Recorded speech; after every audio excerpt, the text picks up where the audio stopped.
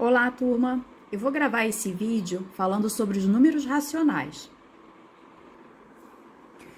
Os números racionais são todos aqueles números em que eu posso escrever na forma de fração. E aí eu vou lembrar, né, que na fração eu tenho o numerador e o denominador, e para ser um número racional, o A, ele vai pertencer ao conjunto dos inteiros. E o B, ele pertence ao conjunto dos inteiros, mas ele precisa ser diferente de zero. Vamos lembrar, então, sobre o conjunto dos números, né, que a gente tem aí. Começando aqui pelos números naturais, e aí simbolizado, né, pela letra N, né, eu vou ter os números a partir do zero, né? E eles vão infinitamente aí todos os positivos.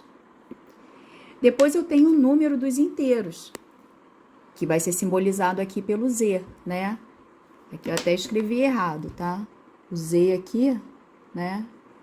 Tem esse traço igual eu fiz aqui, tá? Então, o conjunto aqui dos inteiros, eu vou ter, né? Todos os números naturais pertencem aos inteiros, inclusive o zero, e também os números negativos. Então, eu tenho o menos 1, o menos 2, o menos 3, o menos 4, e eles vão infinitamente, né, todos os negativos aí.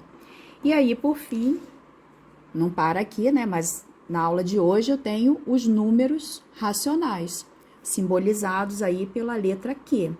Os números naturais, dentro desse conjunto, eu tenho os números racionais, eu tenho dentro desse conjunto todos os naturais, todos os inteiros e também as frações. Então, a fração 2/5, a fração menos 2/5. E aí, né, quando eu faço a divisão aqui nessa fração, porque eu vou lembrar que toda fração também é uma divisão, né, onde eu vou dividir o numerador pelo denominador, certo? Eu tenho que, lá no conjunto dos números racionais, o menos 0,4 e o 0,4 também pertencem a ele. Ou então as dízimas periódicas, 1,3 e menos 1,3 aqui. Esse símbolo, né, em cima aqui do algarismo 3, representa que esse 3, lá na parte decimal, ele vai se repetir infinitamente. Bom, mas vamos voltar aqui agora, né, lá no conjunto dos naturais. Eu falei que os números naturais pertencem aos racionais. Mas aonde que eu consigo enxergar aqui nesses números uma fração? Então, vou pegar como exemplo aqui, olha, o número 4, certo? Lá no conjunto, né, dos números naturais. O número 4 eu posso representar na forma de fração quando eu escrevo o 8 sobre 2. Ou então, quando eu escrevo 16 sobre 4. Ou então, o 24 sobre 6. Lembrando o seguinte, ó, que toda fração é uma divisão, né? Já tinha falado.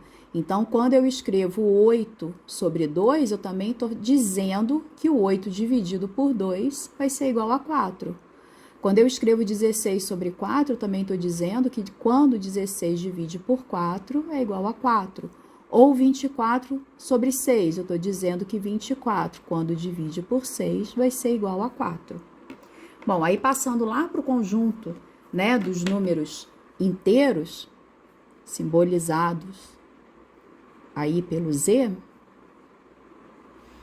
eu vou pegar aqui um exemplo, menos 3.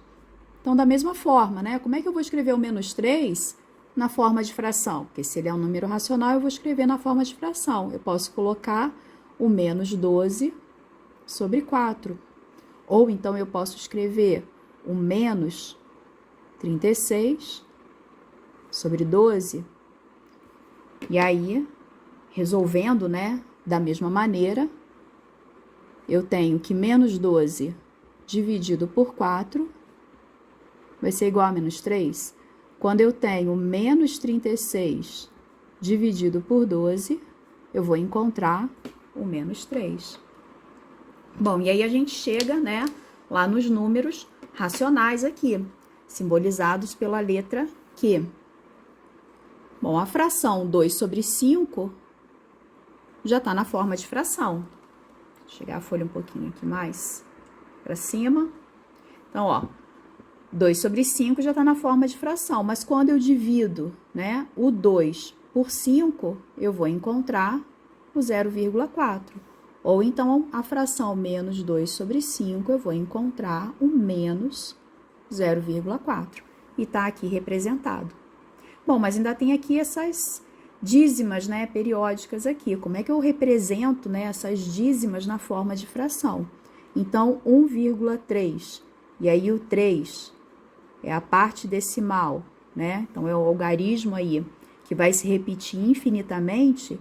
Eu posso, né, expressar esse número aqui numa fração, que é 12 sobre 9. Ou então, o menos 1,3, né? Sendo dízima periódica, menos 12 dividido por 9.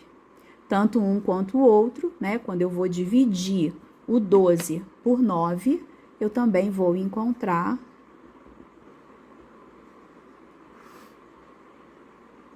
esse número decimal, certo? Então, uma fração aí, né, expressa nesse número decimal. A mesma coisa acontece aqui com o negativo, tá? Essa parte aqui da dízima periódica, né, quando a gente transforma a dízima periódica numa fração, eu estou dizendo que a gente encontra a fração geratriz. Tá? Então, transformar o número decimal numa fração, número decimal sendo uma dízima periódica numa fração, a gente chama aí de fração geratriz. Mas isso aí é assunto para um outro vídeo.